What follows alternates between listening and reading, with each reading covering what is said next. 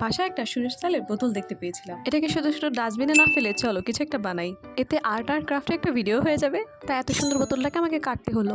আর কলেজে স্টল দেওয়ার সময় এই কাগজগুলো আমি কিনেছিলাম, যাকে অনেকে বাংলা টিস্যু বলে। তখন এগুলো বেঁচে গিয়েছিল আর ফেলিনি, আর এটা এখন আমার কাজে দিচ্ছে।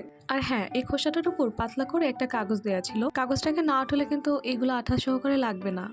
ওহো, আমি তো এতক্ষণ বলিনি তোমাদেরকে কি বানাচ্ছি। ভাবলাম একটা কলমদানেই বানাই, কিন্তু আর কি, এই যে আমি একটা ভুল করলাম। আমি তাড়াহুড়ো করতে গিয়ে কালারটা ভালোভাবে অ্যাপ্লাই করতে পারিনি। তাই এটাকে কভার করার জন্য আমার কিছু ফুল বানিয়ে নিতে হচ্ছে।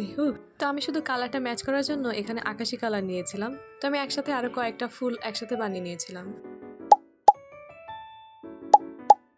লাস্টে দুইটা ফুলের ভিতর কোনটা দিব বুঝতে পারছিলাম না।